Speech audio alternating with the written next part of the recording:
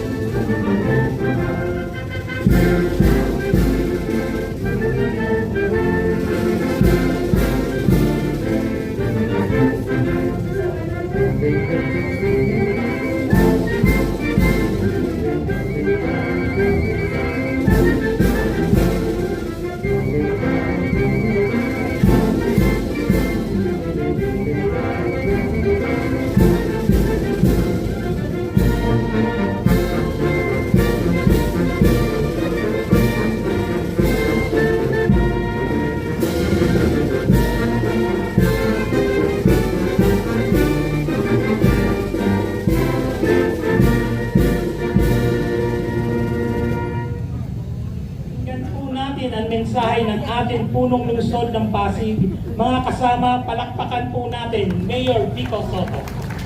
Magandang umaga, Vice Mayor Dodot, mga konsihal, sa mga kawani ng ating nasyonal at lokal na pamahalaan.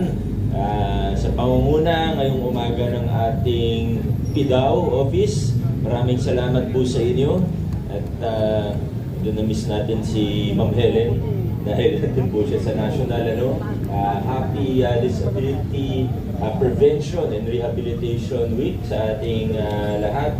At nakakatuwa naman dahil paganda rin ang programa ng ating PIDAO. Maraming magandang ginagawa, maraming magandang programa, pero siguro isa sa pinaka-importante sa ginagawa natin yung tulong sa ating mga persons with disabilities, lalo na para sa mga assistive devices, pati na rin dun sa mga artificial limbs natin.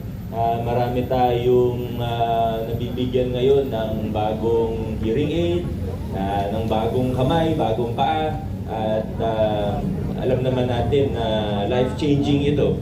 Kaya sana sa mga kasama natin sa PIDAO, sa suporta at tulong ng ating City Council at iba pang mga opisina, paigtingin pa natin yung mga programa na ganito. Pero congratulations sa inyo sa lahat ng magandang ginagawa po natin para sa ating mga persons with disabilities. Mamayang alas 9 ng umaga, meron po tayong pre-disaster risk assessment o PIDRA sa aking opisina. Alam naman po yun ng mga department heads natin at iba pang mga key personnel na kailangan po nandun, pati yung mga national government agencies natin. May parating po na bagyo, no? Kaya kailangan maghanda po tayo. At ito naman, di naman kailangan na ng paalala, pero continuing reminder sa lahat ng mga kasama natin, pati sa yung mga normal, alam naman natin kung anong gagawin. Pero isa sa tinututukan po natin ngayon, yung mga posibleng, kasi kahapon meron tayong nahulog na puno, nasa Kapitolyo. Kahapon yun, tapos na-anticipate natin na baka dumami pa, lalo na pag nandito na talaga yung bagyo. Kaya papasalamat din tayo sa mga barangay na aktibo sa tree cutting, tree trimming. At yung mga hindi naman nila kaya, pumapasok naman po tayo, tumutulong din sa atin ng MMDA, ang DPWH, so team effort po. So mamaya may briefing po tayo at reminders din sa mga tasking po natin. So yun lang po muna, mag-iingat po tayo at maging alerto po tayo. Maraming salamat at adjourn na po tayo.